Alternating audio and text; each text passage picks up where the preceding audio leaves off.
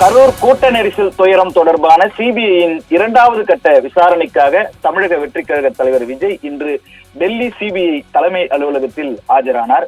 கரூர் வேலுச்சாமிபுரத்தில் தமிழக வெற்றிக் கழக தலைவர் விஜயனுடைய பரப்புரை கூட்டத்தில் ஏற்பட்ட நெரிசலில் சிக்கி குழந்தைகள், பெண்கள் உட்பட 41 பேர் உயிரிழந்த விவகாரம் குறித்து சிபிஐ விசாரித்து வருகிறது.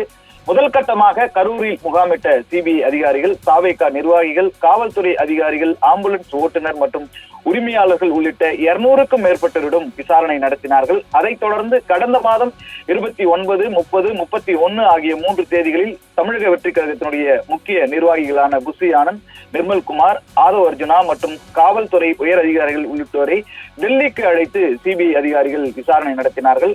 அடுத்த கட்டமாக தமிழக வெற்றிக் கழக தலைவர் விஜய் கடந்த 12ஆம் தேதி டெல்லி சிபிஐ தலைமை அலுவலகத்தில் விசாரணைக்கு ஆஜரானார். அவரிடம் 6 மணி நேரத்திற்கு மேலாக சிபிஐ அதிகாரிகள் விசாரணை நடத்தினர். சிபிஐ அதிகாரிகள் விசாரணையை தொடர விரும்பிய நிலையில் பொங்கல் பண்டிகை காரணமாக மற்றொரு நாளில் ஆஜராக விரும்புவதாக விஜய் தெரிவித்ததாக தகவல் வெளியானது. அதை ஏற்றுக்கொண்டு திங்கட்கிழமை மீண்டும் விசாரணைக்கு ஆஜராகுமாறு சிபிஐ அதிகாரிகள் தரப்பில் சம்மன் அனுப்பப்பட்டது. அதன்படி 2ஆம் கட்ட விசாரணைக்கு ஆஜராக நேற்று மாலை தனது சென்னை நீலாங்கரை வீட்டிலிருந்து கார் மூலம் தமிழக வெற்றிக் கழக தலைவர் விஜய் சென்னை விமான நிலையத்திற்கு சென்றார். அங்கிருந்து தனி விமானம் மூலம் டெல்லி சென்ற விஜய் தனியார் நட்சத்திர விடுதியில் நேற்று இரவு தங்கினார். இன்று காலை 10:30 மணிக்கு சிபிஐ தலைமை அலுவலகத்தில் விஜய் விசாரணைக்கு ஆஜரானார். கரூர் கூட்டத்திற்கு தாமதாக வந்தது ஏன் என்ற கேள்விகளையும் சிபிஐ அதிகாரிகள் எழுப்பியுள்ளதாக தகவல் வெளியாகி இருக்கிறது.